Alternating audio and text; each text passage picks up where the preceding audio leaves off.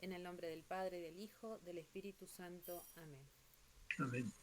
Creador inefable, que de los tesoros de tu sabiduría dispusiste las tres jerarquías de los ángeles y con orden admirable las colocaste sobre el cielo empíreo y hermosamente estableciste las partes del universo. Tú que eres llamado verdadera fuente de la luz y de la sabiduría, y además principio supereminente, dígnate infundir sobre las tinieblas de mi intelecto un rayo de tu claridad, que remueva de mí las dos tinieblas con las que he nacido, el pecado y la ignorancia. Tú que haces elocuentes las lenguas de los niños, instruye la mía e infunde en mis labios la gracia de tu bendición. Dame agudeza para entender, capacidad para retener, modo y facilidad para aprender, sutileza para interpretar, gracia copiosa para hablar. Dispone el comienzo, dirige el progreso, completa el acabamiento. Tú que eres verdadero Dios y verdadero hombre, que vives y reinas por los siglos de los siglos. Amén. Amén. Santa María, sede purísima de la sabiduría, Ruega por nosotros. en el nombre del Padre, del Hijo, del Espíritu Santo. Amén. Bueno, buenas noches. Muchas gracias, como siempre, por estar. Teniendo en cuenta que tenemos a Belén, vamos a hacer una breve recapitulación. Belén, estamos tratando de aprender a leer a Santo Tomás. Buenísimo. A través Sí, de algo la me han lectura, comentado los chicos. a través de la lectura más o menos sistemática de su obra más conocida, que es la Suma de Teología. Y estamos ahora examinando el último artículo de la cuestión segunda, que trata acerca de Dios, si Dios existe. Primero, Santo Tomás establece que la existencia de Dios no es una verdad para nosotros, para nuestro intelecto, de evidencia inmediata. Por lo tanto, exige que la existencia de Dios sea demostrada. Y de los modos de demostración, que Santo Tomás dice que son dos, una demostración que va de la causa al efecto y otra que va del efecto a la causa. Estos dos modos posibles de demostración, en el caso de Dios tenemos que utilizar el segundo. Sí, vamos de los efectos a la causa. Y culminando esta cuestión segunda, tenemos el extenso artículo 3, que es el más extenso de todos, donde Santo Tomás desarrolla sus famosas 5 vías, por las cuales se llega a la demostración de la existencia de Dios. Esas vías son distintas, pero tienen cosas en común. En común tienen que siempre hay un punto de partida que es obvio, que es evidente, el suyo, y a partir de ahí se van sacando una serie de conclusiones, y hay algo que une siempre, digamos, la experiencia con las primeras conclusiones, que es el principio de causalidad. Por ejemplo, la primera vía, que es la más evidente, el mundo de movimiento, cosas que se mueven. Bueno, con una serie después de consideraciones metafísicas sobre la acto y la potencia, llega a la conclusión de que todo lo que se mueve es movido por otra. No se puede llegar a no se puede establecer una serie infinita de motores, sino hay que llegar a un primer motor inmóvil que mueva a todos, pero a él nadie lo mueve. Conclusión, ese primer motor inmóvil es lo que llamamos Dios. Tengamos en cuenta también que estas vías son estrictamente filosóficas. Es un modo de nuestra razón natural de llegar a Dios. De manera que al Dios que llegamos a través de estas vías no es el Dios de la revelación. es un Dios de los filósofos. Lo que va a la gran aventura intelectual de Santo Tomás, lo que va a distinguir su teología de todos los que lo precedieron, es que justamente gracias a este ejercicio de la razón unido a la fe, podemos llegar a conocer algo de Dios. Algo. San Tomás es tan cauto que dice que en realidad más podemos conocer lo que Dios no es que lo que Dios es. Lo que Dios es algo que está reservado a lo que hace un momento veníamos hablando, que es alcanzar la vida eterna. Bueno, vimos entonces hasta el miércoles pasado 3 vías, las 3 primeras. Movimiento, la segunda la de la causa eficiente, la tercera la del ser posible y necesario, y hoy vamos a abordar la cuarta vía. La cuarta vía es la más rica, es la que tiene, digamos, más densidad metafísica. Por eso es una vía que nos va a exigir un poco más de esfuerzo para poder captar toda la riqueza metafísica que hay en ella. A pesar de que se trata de un texto relativamente breve, que lo vamos a leer, tiene sin embargo una enorme importancia desde el punto de vista de la metafísica del ser de Santo Tomás. Bueno, como hacemos siempre entonces, primero vamos a leer el texto en la cuarta vía y después lo vamos a ir analizando de manera pormenorizada. Bueno, la cuarta vía dice así. La cuarta se deduce de los grados que se encuentran en las cosas. Este es el texto original. Yo le agregué entre corchetes de perfección. En definitiva, vamos a ver que después estos grados a los que se refiere Santo Tomás son grados de perfección que se dan en las cosas. Así que lo que está entre corchetes de perfección es una aclaración mía. No está en el texto original.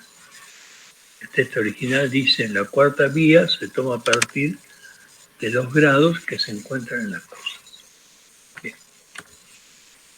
Pues nos encontramos que la bondad, la verdad, la nobleza y otras cosas similares se dan en las cosas en unas más y en otras menos. Sí. Pero este más y este menos se dice de las cosas en cuanto que se aproximan más o menos a lo que es máximo. Así, caliente se dice de aquello que se aproxima más al máximo calor. Hay algo, por lo tanto, que es verísimo, óptimo y nobilísimo, y en consecuencia es el máximo ser. Como se dice en el libro segundo, es el máximo ser.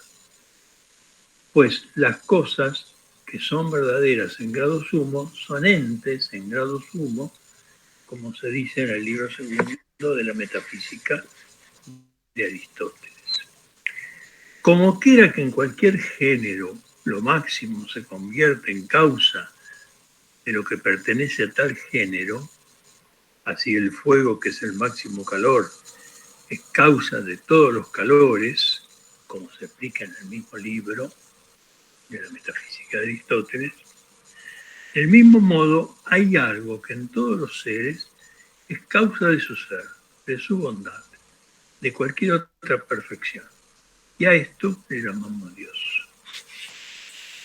Este texto, así leído, ofrece bastante mía, digamos, y debe ser analizado con cierto detenimiento. Vamos a ir punto por punto. Sí. Acá hacen una pregunta dice Francisco, ¿Cómo no? yo no entendí la tercera vía, como que no le quedó claro la anterior. Bueno, ¿qué exactamente qué es lo que no claro? Tachi, si vos podés hablar.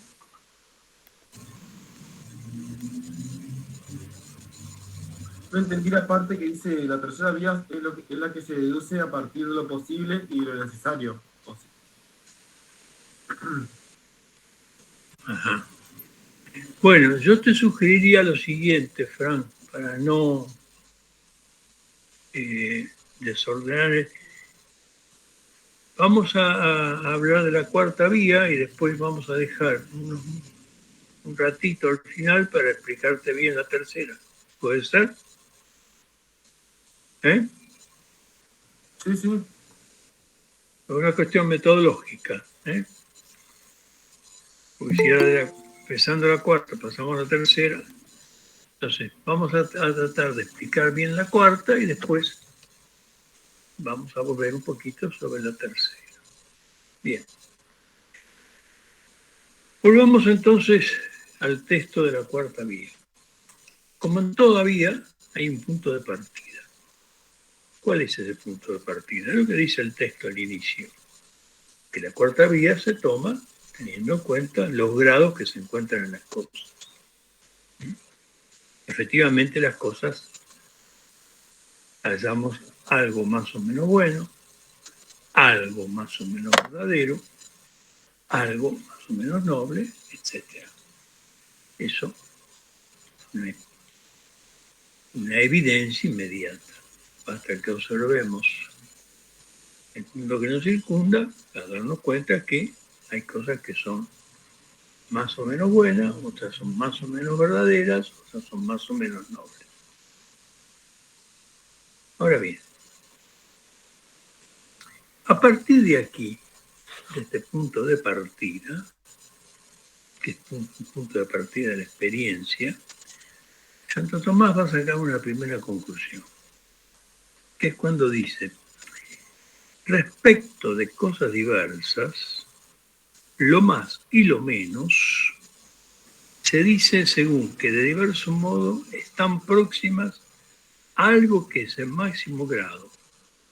Y por un ejemplo. Por ejemplo, lo más cálido es lo que más se acerca a lo que es máximamente caliente.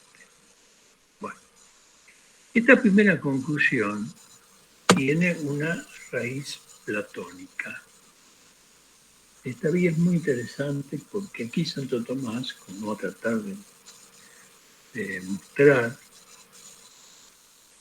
el análisis de esta vía, Tomás acá sintetiza dos grandes momentos de la reflexión filosófica precristiana, que es la platónica y la aristotélica. Ahora vamos a ver. Esto de que las cosas son más buenas, menos buenas, más verdaderas, menos verdaderas, más nobles, menos nobles, en cuanto que se aproximan a algo que es máximamente bueno, verdadero, noble, esto está sacado de Platón.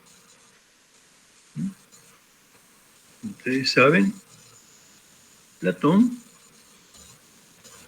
como el corazón de su filosofía, es la distinción de dos mundos.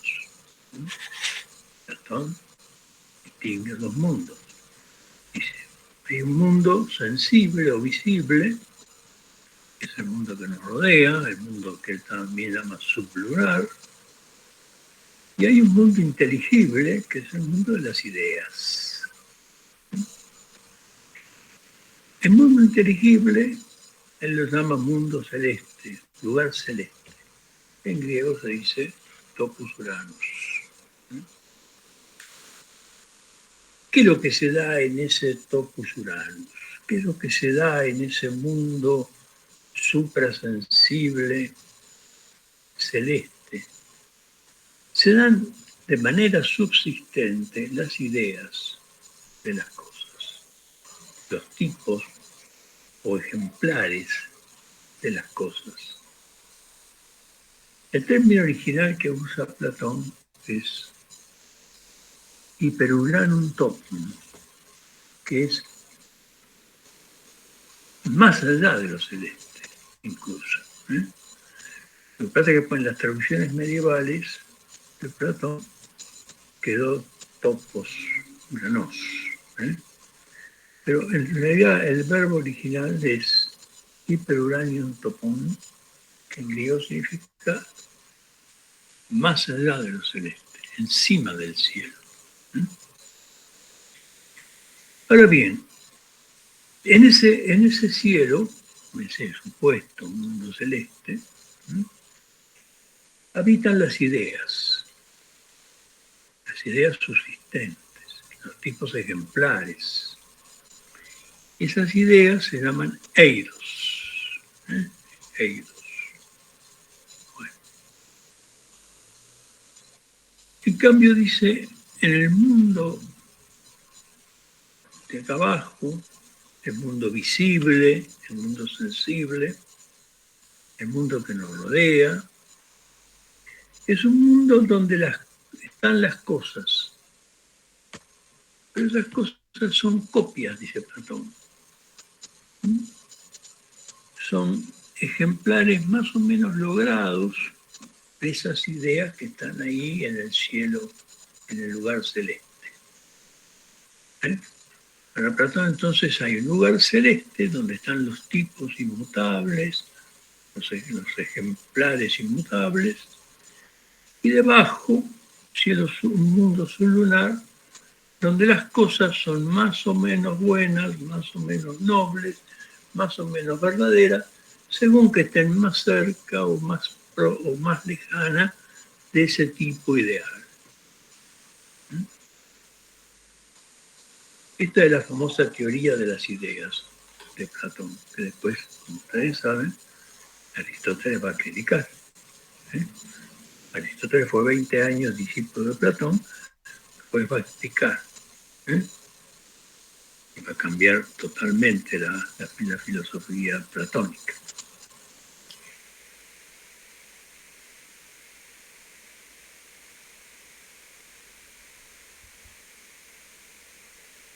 Poética. Cuando ustedes leen un texto de Platón, no se van a encontrar con un ensayo de filosofía. Como por ejemplo, cuando leen un texto de Aristóteles o un texto de Santo Tomás. Platón acude permanentemente a un recurso literario que es el mito, que es poético. El mito no es lo que nosotros pensamos habitualmente cuando decimos mito, que es una mentira. No. El mito es un género literario muy antiguo, que es una verdad que se expresa de una manera alegórica. El mito tiene, digamos así, una especie de... es como un velamiento de una verdad.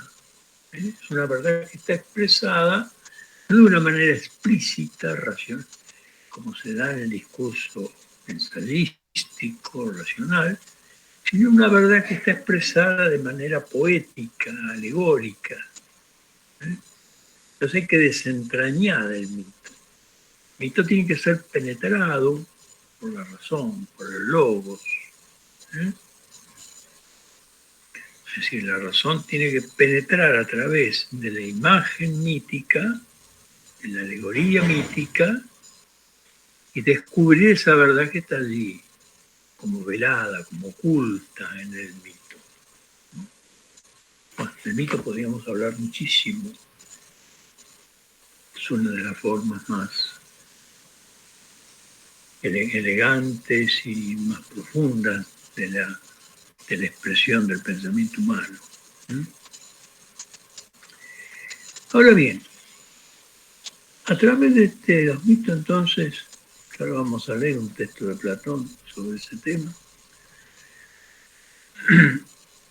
se llega a esto de que las cosas son más o menos buenas, más o menos verdaderas, más o menos nobles, según estén más o menos cerca o más o menos lejos de esos tipos ideales, como pensaba Platón.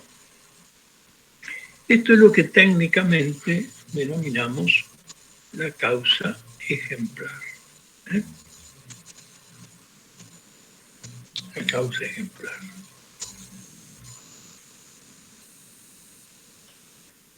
Pero tengamos en cuenta una cosa, que esto es muy importante, por eso les pido que atiendan bien. La causa ejemplar, y permanecemos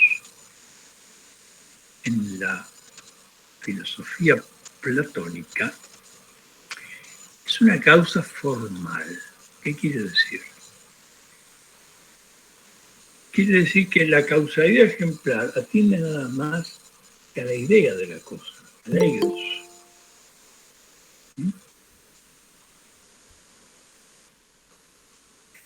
La causa ejemplar sería algo así como la causa de que una cosa sea lo que es lo que llamamos técnicamente la forma. Fíjense ustedes incluso que la palabra eidos, después en el pensamiento de Aristóteles, va a pasar a significar lo mismo que forma. Porque el eidos, como lo que la forma, es esa idea que hace que una cosa sea lo que ella es y no otra. Cuando Aristóteles va a plantear después su famosa teoría de la composición de los seres visibles de materia y forma, va a decir, bueno, varias cosas tienen la misma materia, pero tienen distinta forma. Por ejemplo, pongamos un ejemplo sencillo. La madera la silla y la mesa están hechas de la misma materia, de la madera. Sin embargo, la silla no es la mesa. Entonces, ¿qué es lo que distingue la silla de la mesa a pesar de que en ellas hay algo común, que es la misma materia? Bueno, el eidos, es decir, la idea del artífice, en este caso, estamos tratando de un ente artificial como es la mesa y la silla. El artesano concibió en su mente un objeto llamado silla y lo plasmó en la materia. Y ese mismo artesano u otro artesano concibió en su mente un objeto llamado mesa y en la misma madera plasmó la mesa. Entonces lo que distingue la silla de la mesa no es la causa material, porque ambas están hechas de la misma materia, sino la causa formal, es decir, aquello que hace que la materia esté organizada desde adentro, constituyendo que algo sea lo que es y no otra cosa. De paso, digamos que este es el grave error de todos los materialismos. Los materialismos reducen toda la realidad a la materia y se equivocan, porque la materia del suyo es indeterminada. Si no tuviera este principio activo que es la forma, la materia por sí sola casi no tiene ser. Bien. Por eso decimos entonces que si nos mantenemos en el plano de la filosofía platónica, esta causalidad ejemplar es una causalidad formal. Hace que las cosas se parezcan. Cada cosa se parece más o menos. Participa, podemos decir. De paso vamos introduciendo un término que es muy importante, participación. Participa en mayor o menor medida de algo que es bueno en absoluto, verdadero en absoluto, noble en absoluto. Bien.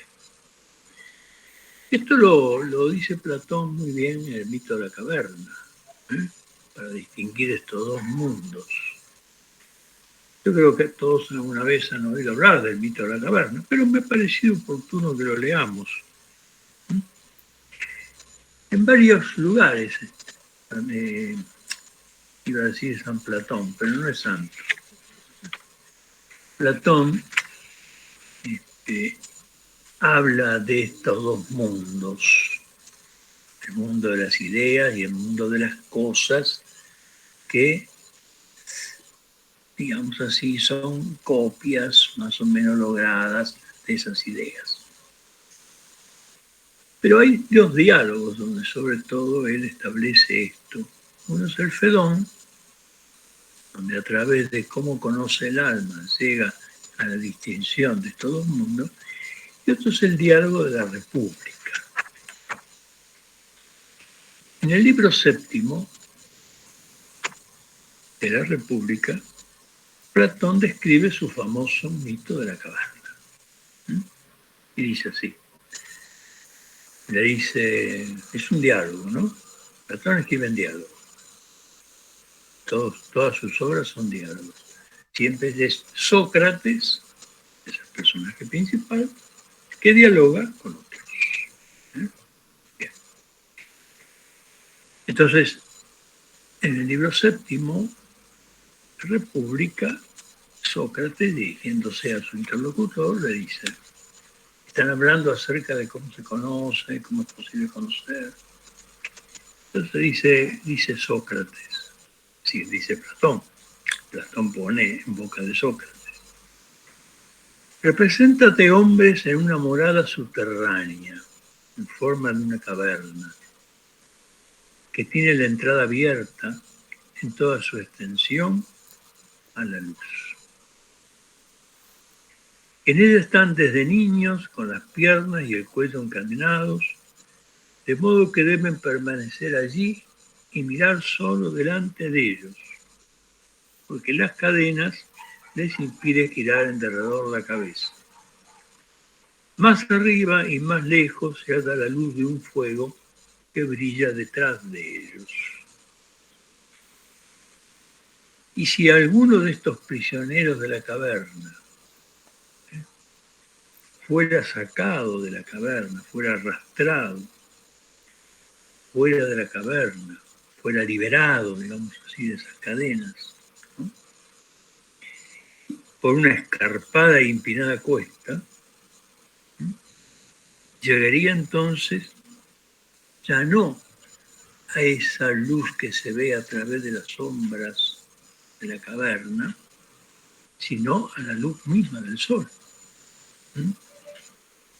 Podría percibir, dice Platón, el sol no da imágenes en el agua o en otros lugares que le son extraños, sino contemplarlo como es en sí y por sí en su propio ámbito.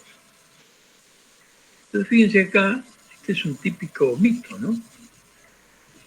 Típico recurso literario, mítico. ¿Qué hace acá Platón? Platón compara nuestra existencia a la de hombres, supuestos hombres, que están obligados, encadenados en una caverna de la cual entra la luz, pero lo que ellos ven no son los objetos reales, son las ideas, solo ven sombras.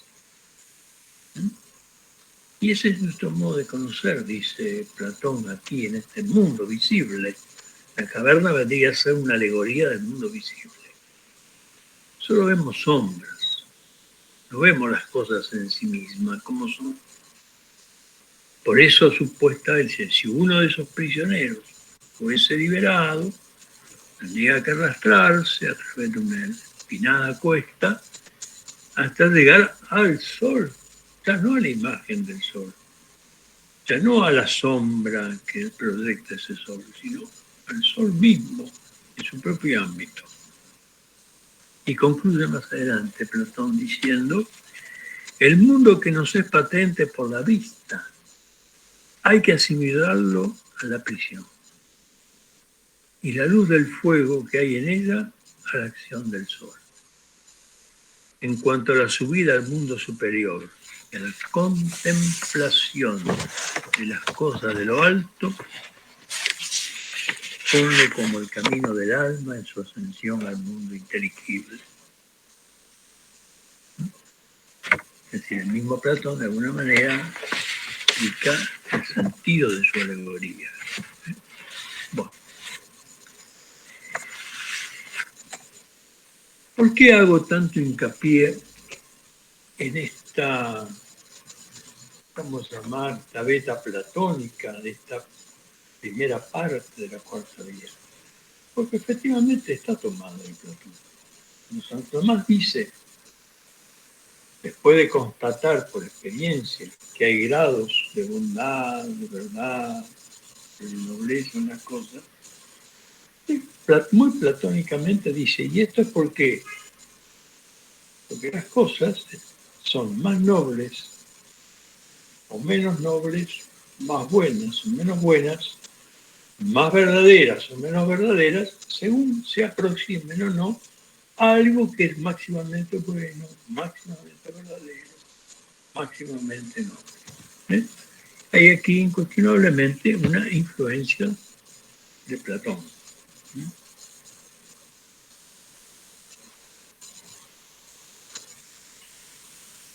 Pero Santo Tomás no se queda en Platón, sigue avanzando.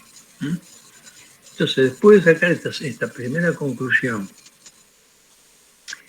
que podríamos resumirla como la causalidad ejemplar de las cosas, continúa el texto de la cuarta vía diciendo, por tanto, hay algo que es verísimo, óptimo y nobilísimo, y en consecuencia es máximamente ente, pues las cosas que son máximamente verdaderas son máximamente entes, como se dice en el libro segundo de la Metafísica, de Aristóteles.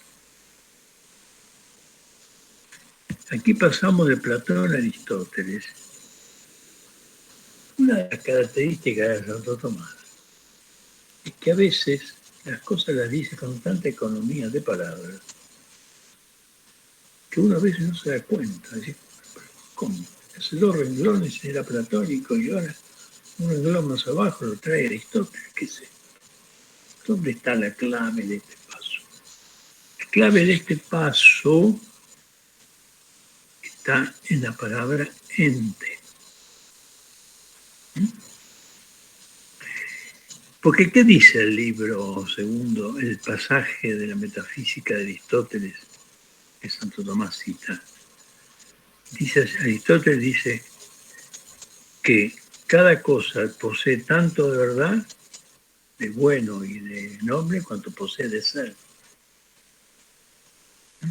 Entonces acá hay una conexión que es necesario tener en cuenta. Cada cosa es más o menos buena, más o menos verdadera, más o menos noble, pero en tanto es más o menos ser. Más o menos ente. La palabra ente, que utiliza aquí Santo Tomás, ente,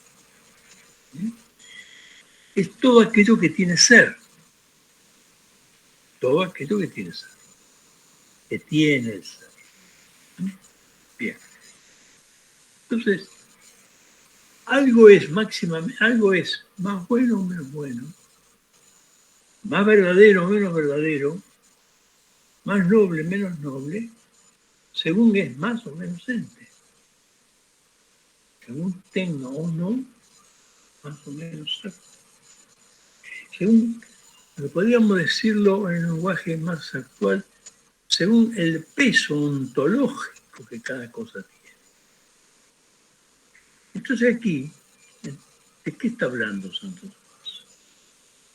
Cuando Santo Tomás reduce, de la mano de Aristóteles, reduce todas esos grados de más o menos a la condición de entidad o de ser, En realidad lo que está haciendo es reduciendo todo a lo que se llama los trascendentales del ente. Cada cosa es buena, es verdadera, es bella, es lo que fuere, en tanto es. Y es en mayor o menor grado verdadera, buena, noble, etcétera, en tanto es en mayor o menor grado. Esto es importante que lo tengamos presente. Esta vía por eso es difícil. Es una vía que tiene una gran densidad metafísica. ¿Qué son los trascendentales del ente? Bueno, los trascendentales del ente son como aspectos que tiene el ente. Como dijimos antes, el ente es aquello que tiene ser. Pero el ente es inagotable. Como la realidad es inagotable. El ente tiene multiplicidad de sentidos, de significados, de vínculos, de relaciones. Y esa multitud, esa pluralidad de sentidos, de rostros, podríamos decir, como rostros del ente, es lo que los medievales llamaban los trascendentales, que para ellos eran básicamente 4. Lo que es, por el hecho mismo de ser, es uno. Mira, si no es uno, no es. Por el hecho de ser y ser uno, es verdadero. Porque si fuera falso, no sería. Por el hecho de ser uno y verdadero, es bueno. Es decir, es apetecible. Pues algo bueno, nuestra voluntad lo apetece. Y algunos medievales agregaban un cuarto trascendental, que es la belleza. Y en tanto, ese ente que es uno, verdadero y bueno, tiene un cierto resplandor, una cierta luminosidad, a eso se lo llama pulcrum o belleza. La belleza está en relación con la bondad. En relación con la bondad. Porque es algo bueno, es algo apetecible, es algo que atrae, es atractivo, tiene una cierta luminosidad, un esplendor, un resplandor. Y eso es la belleza. Así define Santo Tomás la belleza. La belleza es el esplendor de la forma. Es decir, es esa luminosidad que tiene el ser, por el solo hecho de ser. Es luminoso. Es luminoso. Bien. Entonces, aquí llegamos a una segunda conclusión, donde ya Platón ha quedado en cierto modo atrás. Porque ahora estamos vinculando esos grados de perfección, esos grados de bondad o de más o menos bondad, más o menos verdad, más o menos nobleza, lo estamos vinculando a más o menos edad. Esto ya nos lleva a otro plano. Ya no estamos tanto en el plano de la causalidad formal como era el plano platónico, y acá nos estamos acercando al plano del ente, al plano del ser. Plano del ser. Porque estamos conectando todas esas cualidades, las perfecciones, nada menos que la estamos reduciendo todas a la unidad del ente. Y que obviamente se llaman trascendentales. Bien. Hasta aquí, entonces, los pasos que va dando Santo Tomás. Ahora Santo Tomás va a dar un paso más todavía y va a llegar a una tercera conclusión.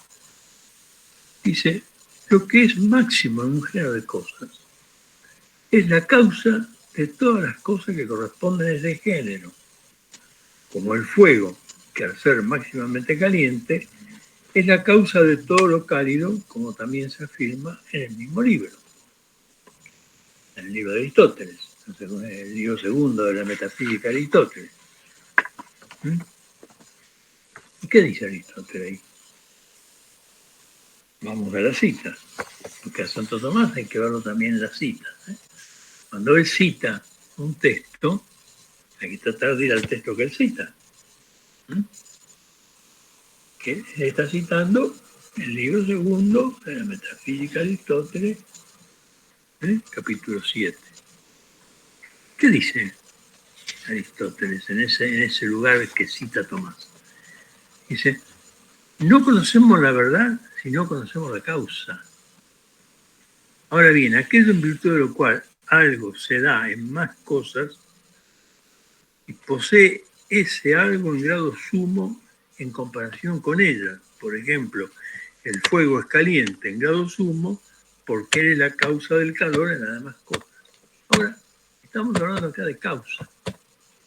Bien. Pero estamos hablando de una causa formal, como Platón. No. No estamos hablando de una causa formal, estamos hablando de una causa eficiente. No es que las cosas, como decía Platón, son copias más o menos logradas por su mayor o menor cercanía con los tipos ideales. Eso es una causalidad ejemplar formal. Esta de Aristóteles es una causalidad eficiente, porque de eso está hablando Aristóteles en el libro segundo de la Metafísica. Está hablando de las causas eficientes. ¿Qué es una causa eficiente? La causa eficiente es aquella que pone algo en la existencia. Por eso es eficiente. No solamente hace que la cosa sea lo que es, sino hace que la cosa sea. La causa ejemplar de Platón hace que una cosa sea lo que es. Pero la causa eficiente de Aristóteles es que la cosa sea no solamente lo que es, sino que sea. Y esto se deduce de lo que veíamos antes, de la reducción de todas esas perfecciones al ente. Algo es uno, más o menos bello, más o menos bueno, más o menos noble, en la medida que es.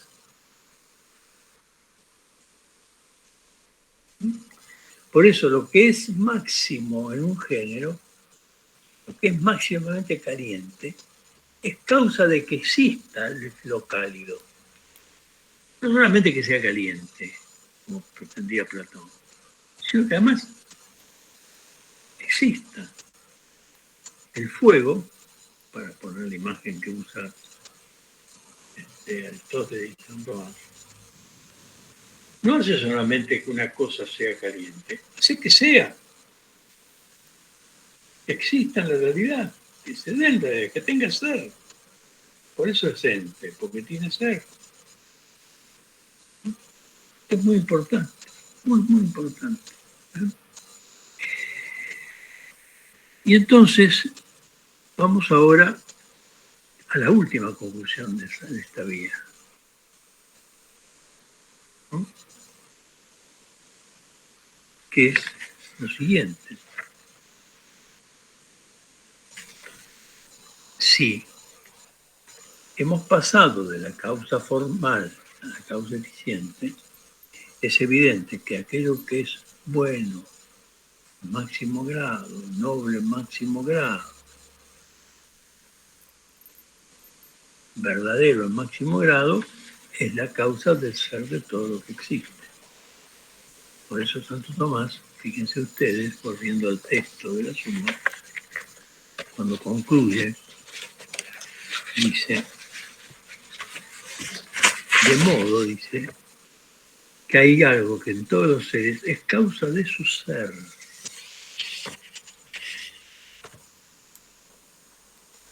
de su bondad y de cualquier otra perfección.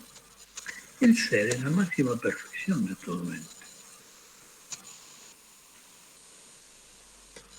Porque antes de ser bueno, verdadero, bello, tiene que ser. Entonces la máxima perfección es el ser. Y eso que es la causa del ser de todas las cosas, y por lo tanto la causa de todas sus perfecciones, es lo que llamamos Dios. Ahora, ¿qué es lo que ha pasado acá en esta vida? Pero hasta ahora decimos, bueno, pero cuando más, cuando le conviene es platónico, cuando le conviene es aristotélico. No. Tengamos en cuenta lo siguiente. Este paso de la causalidad ejemplar platónica a la causalidad eficiente, Santo Tomás lo puede dar, y esto solamente lo voy a enunciar porque es un tema de alta metafísica y nos iríamos mucho del objetivo de estas charlas. Lo puede dar ese paso porque él originariamente, ya no es ni Platón ni Aristóteles, esto Santo más, ha elaborado lo que se llama la doctrina de la participación metafísica. ¿En qué consiste? Consiste en que todas las cosas que son porque participan de alguna manera del ser de... Hay un ser que es ser en sí mismo, cuya esencia es ser. Es el ser que subsiste por sí mismo. Y todo lo demás es en la medida que participa. En la medida que participa. Las cosas, el ser de cada cosa tiene lo más perfecto de ella, es su ser. Que se expresa en un infinitivo latino, que es el esse, el ser. Pero en la metafísica de Santo Tomás, el esse es acto del ser. Porque las cosas son algo, pero además son. Aquello que son es la esencia. Es distinto ser una planta, un caballo, una piedra. Pero esa esencia es recibida en un acto de ser.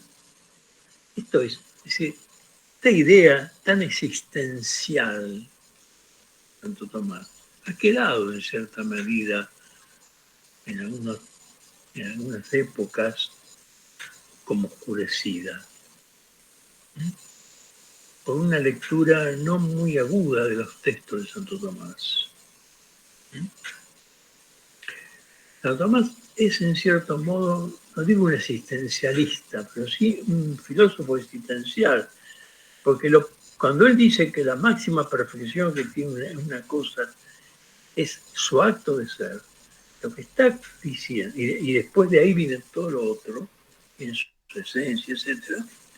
Lo que está diciendo es que lo más importante de cada cosa es que sea. ¿Y por qué es? ¿Por qué tiene el ser? Porque lo participa de alguien que no es que tenga el ser, sino que es el ser. Entonces esta cuarta vía, está sintetizando todo un problema metafísico de alto calado. A través entonces de los grados de perfección, Santo Tomás establece platónicamente que esos grados de perfección se deben a la mayor o menor proximidad de algo. Aristotélicamente, que eso algo supremo es causa eficiente. Y tomísticamente, sintetiza los dos momentos, eso que es ese ser que es causa de todo lo demás, es el ser que subsiste por sí mismo y lo otro participa del ser. Y porque las cosas participan de ese ser subsistente, es que pueden ser en mayor o menor medida buenas, nobles y verdaderas. y eso que es causa del ser y de las demás perfecciones, dice Santo Tomás cerrando la vía, es lo que llamamos Dios.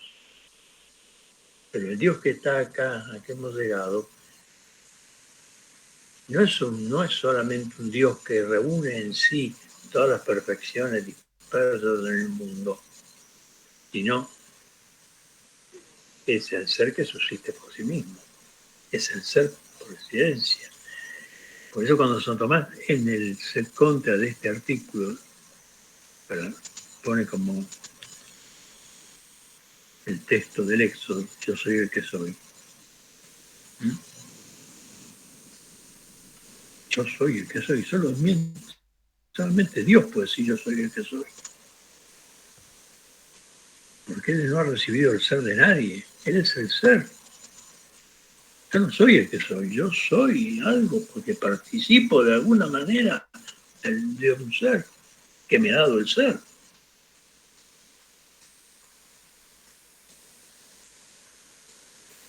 Entonces es muy importante que tengamos en cuenta todas estas distinciones.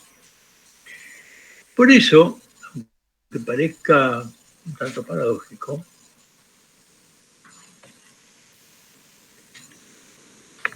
hay otro texto de Santo Tomás que no pertenece a la Suma de Teología, donde tal vez esta cuarta vía esté mejor expresada. ¿Y a qué me refiero? ¿A qué texto de Santo Tomás me estoy refiriendo?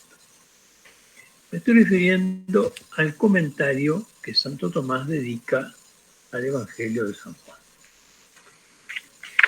Ustedes saben que Santo Tomás comentó los 4 evangelios. Comentó 2 de los evangelios.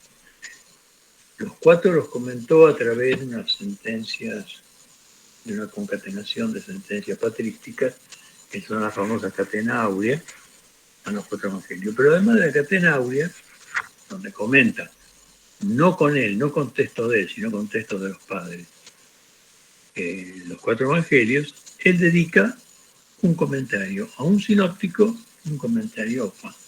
El sinóptico que elige es Mateo. El comentario bíblico más lindo, más hermoso que escrito Santo Tomás es el comentario al Evangelio de San Juan. Una obra bellísima, realmente.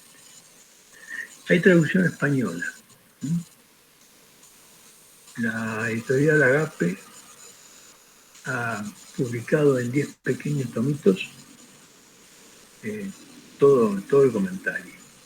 Bueno, ¿qué dice Santo Tomás en el Proemio? El comentario del Evangelio de San Juan. Escuchen esto. Algunos vinieron al conocimiento de Dios a partir de la divina dignidad. Y estos fueron los platónicos.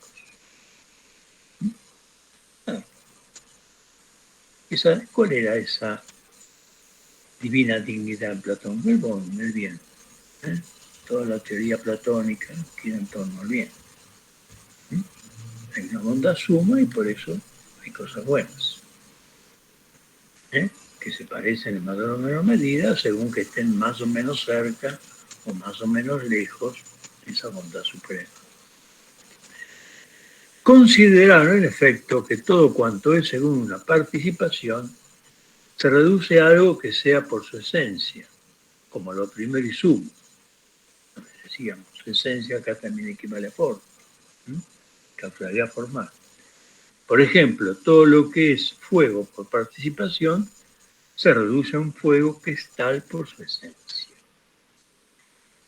Dado por tanto que todo lo que participa del ser y es ente por participación, es necesario que haya algo en la cima de todas las cosas que sea el ser mismo, el mismo ser, por su esencia, esto es, que su esencia sea su ser. Y este es Dios, que es causa superlativamente suficiente, dignísima y perfectísima de todo ser y del que todo cuanto es participa el ser. En este texto, que es posterior al de la Suma, Santo Tomás establece con más claridad su doctrina de la participación. Porque fíjense lo siguiente, acá hay un detalle importante en este texto. Si hablamos platónicamente, dice, todo lo que es por participación se reduce a algo que es por esencia. Por ejemplo, dice, lo que es fuego por participación se reduce a un fuego que es por su esencia. Pero cuando habla del ser, no dice se reduce, dice participa. Y una cosa es reducir y otra cosa es participar. Cuando yo digo que una cosa se reduce a otra, estoy señalando una relación. Cuando yo digo, por ejemplo, que todo lo caliente se reduce al fuego, estoy estableciendo una relación entre lo caliente y el fuego. Pero cuando digo que todo lo que es caliente participa del fuego, al modo como todo lo que tiene ser participa del ser, ya no estoy hablando de una relación, de una mera vínculo-relación, sino de una causalidad eficiente, por la cual las cosas son puestas en existencia. Y ese ser supremo, ese ser que es ser por esencia, y de lo cual todo participa, eso es Dios. Es relativamente suficiente, dignísimo, interesantísima causa de todo lo que es y participa del ser. Bueno, esta vía, como ustedes ven, tiene bastante miga. Aquí en esta vía, Santo Tomás, es una vía muy densa, ha dado lugar a muchas cosas, hay ensayos, nada más que dedicados a esta corta vía. Y es una vía densamente metafísica, como ustedes ven. Yo he tratado de resumirla lo más que he podido, sin apelar a demasiados tecnicismos metafísicos, porque este es un curso de iniciación a la lectura de San Tomás, no es un curso de metafísica. Pero algunas cosas tenemos que tener en cuenta. Resumiendo entonces, grados en las cosas. Esos grados nos llevan a establecer que las cosas son más o menos buenas, más o menos verdaderas, más o menos nobles, según que se aproximan o se alejan de algo que es en sí bueno, verdadero, no.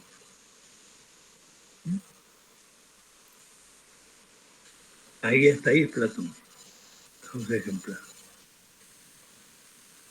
Pero resulta que las cosas son más o menos lo que son, buenas, nobles, etc. En tanto son entes. Y ahí entonces entramos directamente en el tema de los trascendentales del ente. Ahora, los entes son, por tanto son más o menos buenos, más o menos verdaderos, porque participan su ser de un ser, es el ser por sí mismo. Entonces, por la vía de la participación metafísica, Santo Tomás hace el paso de la causalidad formal de Platón a la causalidad eficiente de Aristóteles. No es que Santo Tomás amalgama a Aristóteles y a Platón como se le ocurre, sino que toma esos dos grandes momentos del pensamiento cristiano y hace una síntesis. Porque Santo Tomás no es ni platónico, ni es aristotélico. Santo Tomás es tomista. Aunque esto parezca una perogrullada.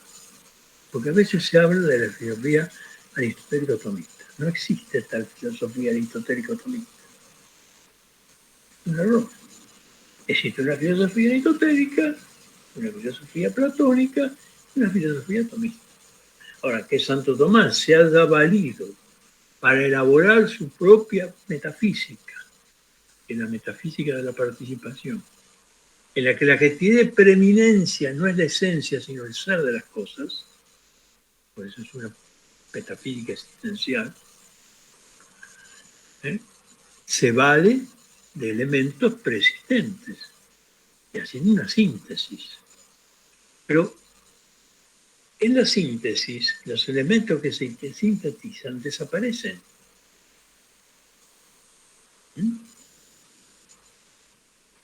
Para formar alguna cosa nueva.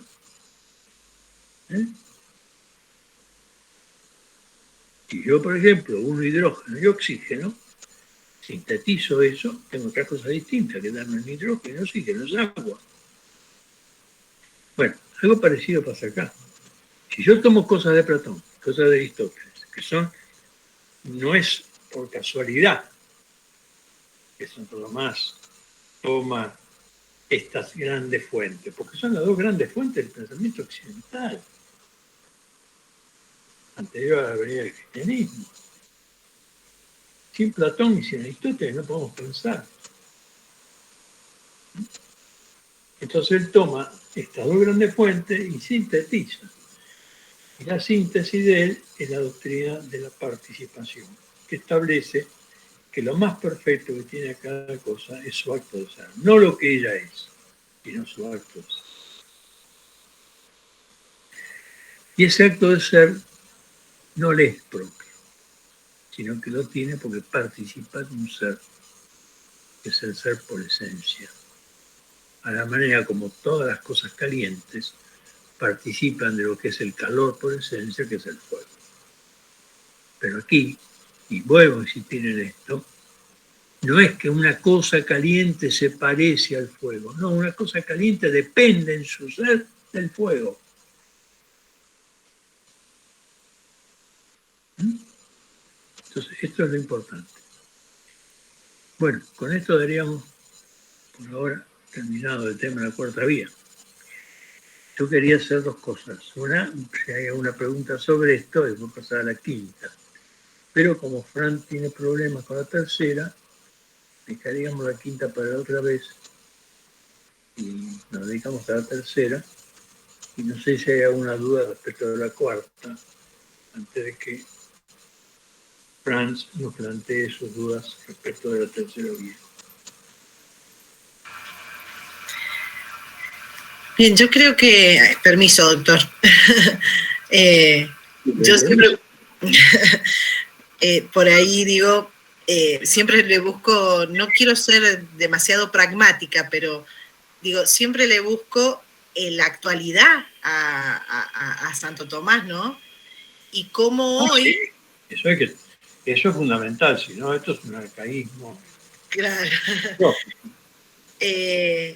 Cómo hoy, digamos, se ha perdido esto, ¿no? Con todo lo que se promueve, ¿no? Se pierde este sentido, ¿no? de la existencia de Dios y sobre todo la lógica de esta vía. Claro. Ahora todo es igual, nada hay grados ni más ni menos, ¿no? Digo, en ese pensamiento, ¿no? Eso que tú dices, Andrea, es muy importante, porque la visión materialista que hoy reina prácticamente en todos los ámbitos científicos, a veces es un materialismo, yo diría, inconsciente casi. En algunos hay materialismo explícito, porque en Marx hay materialismo explícito. Explícitamente él habla de un materialismo dialéctico. Bueno. Pero en otros no. El materialismo más bien viene así como una especie de telón de fondo que está ahí, que se asume sin mayor crítica o sin ninguna crítica. ¿Y qué es lo que hace el materialismo? El materialismo justamente homogeneiza las cosas. Así como que le saca a la realidad esa riqueza inagotable que tiene lo real. Porque reducir todo lo material implica reducir todo a una especie de cosa homogénea, donde nada se distingue de nada. Entonces da lo mismo una vaca que un hombre o una planta. Y eso justamente es por esta mentalidad materialista que se ha adueñado de todo el conocimiento científico. Por eso es muy importante volver a las fuentes. La composición real de los entes físicos de materia y forma, que en realidad depende de la distinción de acto y potencia, es fundamental para entender lo real. Si no, lo real no tiene sentido. Todo se homogeneiza. Todo es lo mismo. Y se pierde justamente esa capacidad de percibir la riqueza inagotable de lo real. Aquí Santo Tomás, en esta vía, la expresa de una manera admirable. No todo es igual, hay más o menos. Pero ese más o ese menos depende del más o menos ser que cada cosa es. Cada cosa tiene un peso ontológico distinto, tiene una densidad. San Agustín hablaba de esto, a pesar que San Agustín es bastante platónico. Cada cosa tiene su modo, su medida. Modus, mensura, decía San Agustín. Claro, porque era platónico, pero es un platónico cristiano. Entonces, él decía esto, cada cosa tiene su medida, tiene su pondo, su peso. Hablaba de modus, pondus, mensura. Cada cosa tiene su medida, su peso. Entonces, esa es la visión del mundo que surge a través de esta lente de la metafísica del ser. En cambio, el mundo que surge a través de la lente del materialismo es un mundo totalmente homogéneo, donde nada se distingue de nada.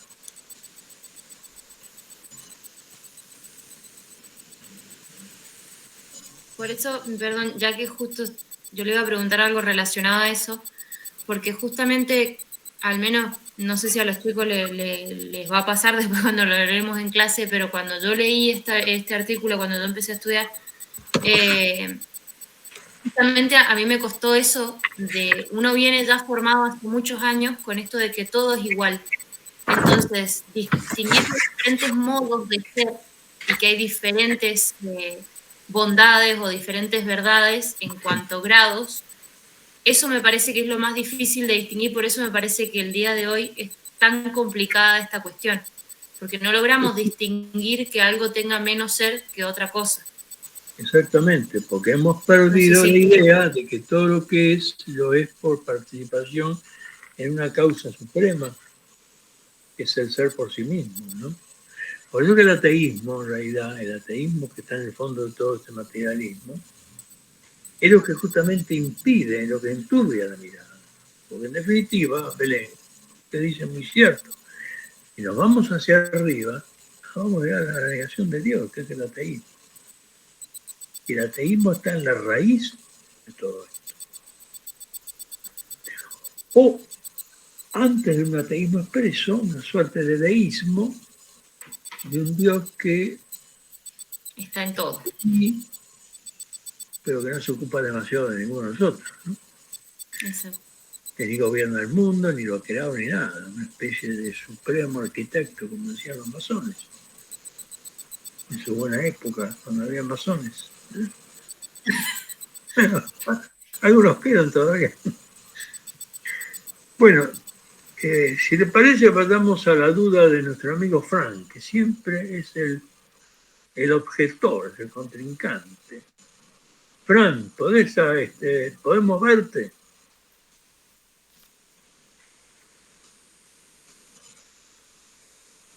No, justo se rompió la cámara, así que no. Esta vez Bueno, no. escuchame una cosa. Decime exactamente qué no entendiste de la tercera vía.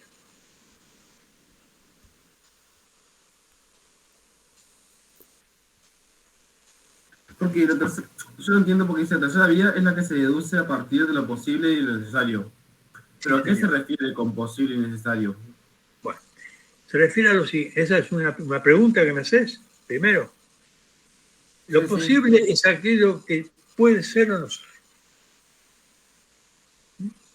Lo necesario, en cambio, es aquello que es. Que tiene que ser. Esa es la diferencia. Ahora, ¿qué pasa? La distinción, evidentemente, en el mundo que nos rodea hay cosas que son posibles, pueden ser o no ser, cosas que son necesarias para que otras cosas sean. Entonces acá lo que Santo Tomás establece, porque las primeras 3 vías son más o menos una sola vía, son variantes de la primera. En realidad, la segunda, que es la que es eficiente, es una variante que el motor inmóvil es eficiente. Y aquí que el motor inmóvil viene a ser como el ser absolutamente necesario, sin el cual no existiría lo posible. Ahora bien, hay una manera absoluta, hay una manera relativa de entender la relación entre lo necesario y lo posible. Por ejemplo, ¿mi existencia es posible? Sí. De hecho, acá estoy. Bien. Pero yo podría no ser. ¿Hubo necesidad de algo para que yo existiera? Sí, claro. Y mis padres lo hubieran concebido, no existiría. Entonces, fíjate en esto, Franz. De una manera relativa, estamos hablando. Mis padres vienen a ser seres necesarios para que yo sea posible. Y yo he sido ser necesario para que mis hijos sean posibles. ¿Captás esto? Sí, sí. Bien. Entonces, siempre un ser posible requiere de un ser necesario. Y acá Santo Tomás hace lo mismo que hizo con la primera y la segunda vía. No es posible suponer una sucesión ad infinitum de seres necesarios y posibles, porque así como no es posible postular una cadena infinita de motores, porque si no nada se movería, no es posible una cadena infinita de causas eficientes sin una causa incausada, pues aquí también.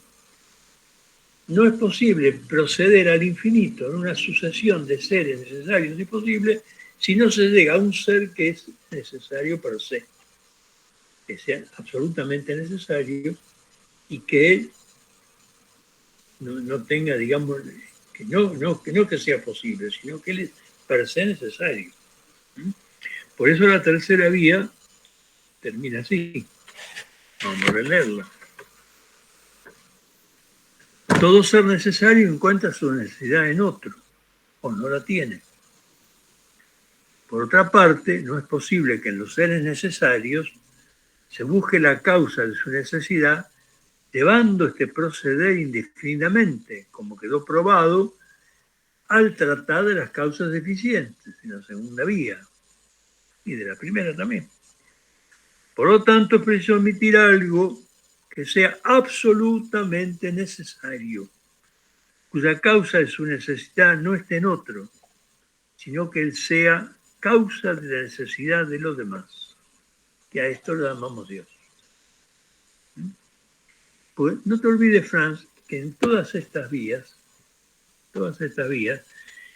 la noción estructurante es la noción de causalidad.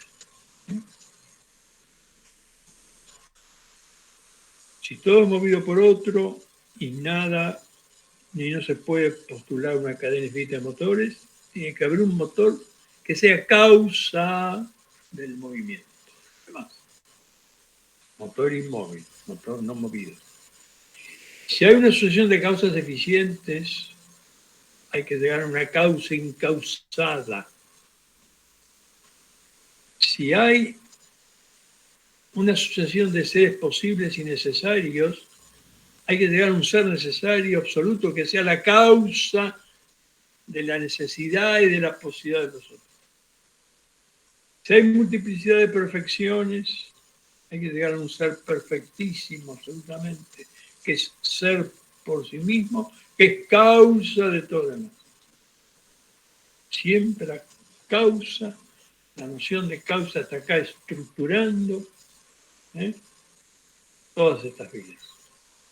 Por eso es muy importante tener presente, cuando uno lee este texto, la noción de causalidad. Que Santo Tomás la va estableciendo de manera diferente, pero siempre la misma. Causa del movimiento, causa de la causa de la necesidad, causa del ser y de sus perfecciones, y la última, causa del gobierno. La última vía, la quinta, que veremos la clase que viene, pues ya podemos dejar enunciada y la clase que viene la desarrollamos mejor. ¿Alguna duda, Frank? ¿O aclaré algo o está más oscuro que antes? No, sí, me aclaró mucho. Bueno, gracias a Dios. Bueno, voy a leer la quinta vía. Que dentro de todo es la más sencilla, así como la cuarta es la más densa, la quinta es prácticamente la más sencilla. La voy a leer y la vamos a explicar. No sé cuándo nos vamos a reunir, Alicia. Porque yo el miércoles que viene Claro. tengo que estar en Brasil. Ah, ¿sí? Pero no, Yo pensé no, que era virtual. no es virtual, Ah, virtual. Voy a estar virtualmente en Brasil, no. No sé cómo me las voy a ingeniar, porque no entiendo una palabra de portugués. Me dijeron que hable pausadamente. ¿Y cómo es que sale? Recen para que me entiendan algo y yo los entienda a ellos. Bueno, después vamos entonces a la próxima fecha. Usted me dirá. El 7 de septiembre. Perfecto, el 7 de septiembre nos vemos. Entonces, vamos a dejar leída la quinta vía y el 7 la explicamos.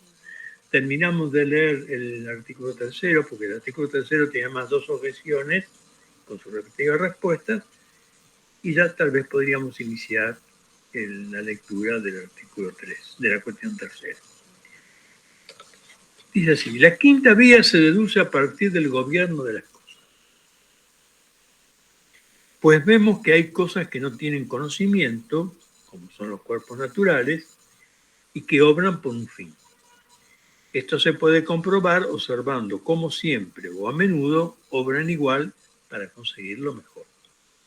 De donde se deduce que para alcanzar su fin no obran al acaso, al azar, sino intencionadamente. Las cosas que no tienen conocimiento no tienden al fin sin ser dirigidas por alguien con conocimiento e inteligencia. Como una flecha es dirigida por el arquero. Por lo tanto, hay alguien inteligente porque todas las cosas son dirigidas al fin y a esto llamamos Dios.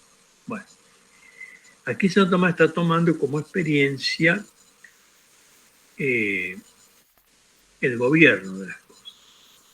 Hay en todas las cosas que nos rodean una dirección obligada hacia su fin. ¿Y de qué nos está tomando los seres racionales? Aquí el tema de la voluntad y la libertad humana que no entra en esta vida. Porque la vida está ceñida a los movimientos naturales. Los planetas siempre siguen su órbita. Una planta sigue siempre su ciclo. Sí, está hablando de aquello que no tiene conocimiento. Los seres carentes de conocimiento. En el mundo tomista hay una división tajante. Los seres que carecen de conocimiento y los seres que tienen conocimiento.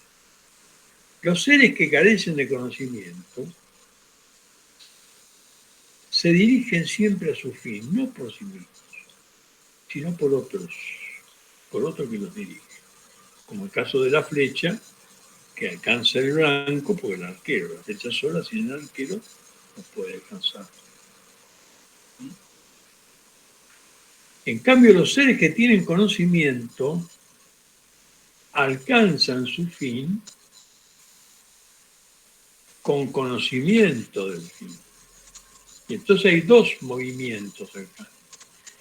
En los seres que carecen de conocimiento hablamos de movimientos naturales, que siempre requieren la dirección de otro.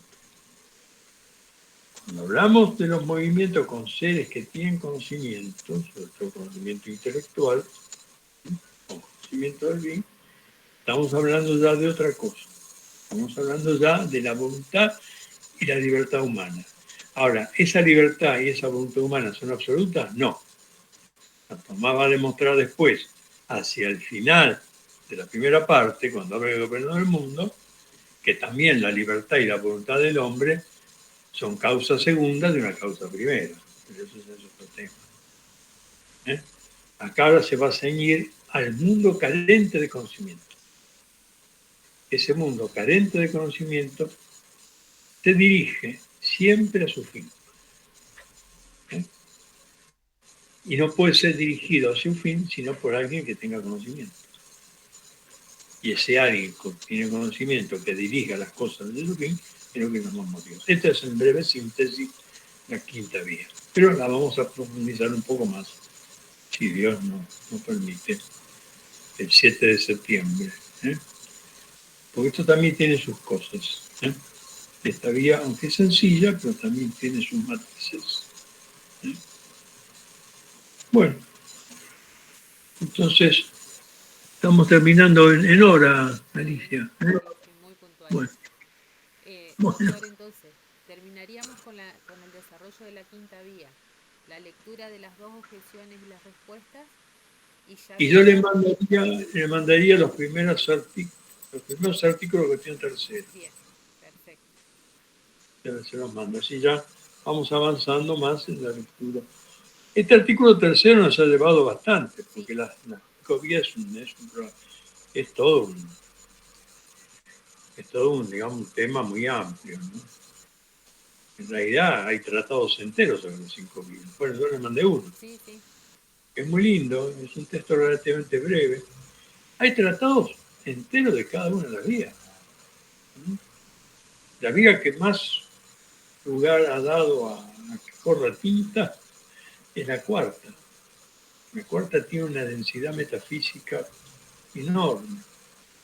Por este salto que da Santo Tomás, esta síntesis que logra entre los elementos ejemplares platónicos y la causalidad eficiente aristotélica. Que ese paso solo lo hace con algo que es genuinamente de él, que es la doctrina de la participación, que es el corazón mismo de la metafísica pública.